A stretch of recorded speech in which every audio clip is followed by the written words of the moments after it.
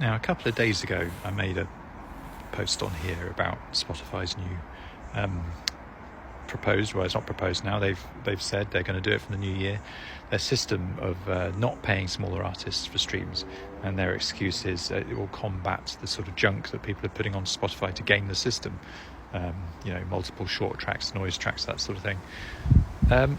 They present it as if it's the only solution, but it's not the only solution. Let's have a thought about another one. That is where artists are paid per second for streams. So instead of you getting paid as you currently do, where if somebody streams a track for 30 seconds, you get money, unless you're a smaller artist, and then anything after that doesn't count. So this has resulted, I think, in a pressure for many songs, especially pop songs, to sound the same. So you are effectively punished for having intros, and you are punished for having longer songs, because if you don't hook people in the first 30 seconds, or at least get them to the 30 seconds, then that play doesn't count.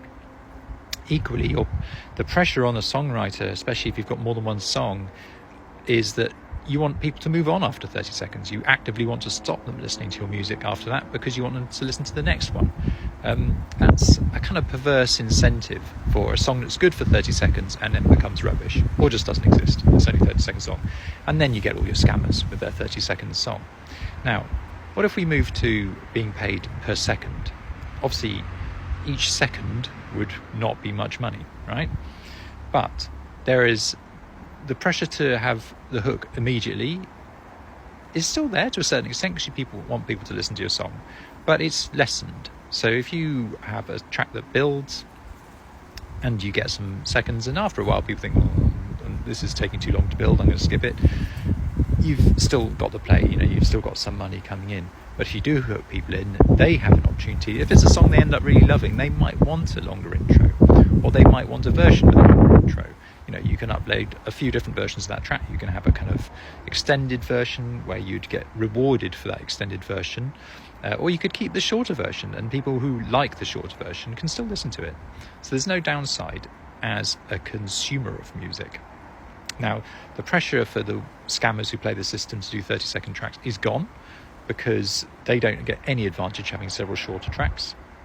And then you end up getting rid of that ridiculous situation where listening to something for 30 seconds, it could be a 40-second track, it could be a 2-minute pop track, that pays the artist the same as something like Shine On You Crazy Diamond or Tubular Bells, the first version, where somebody's made a 20-minute masterpiece and they get paid exactly the same as somebody who's made a 2-minute pop song.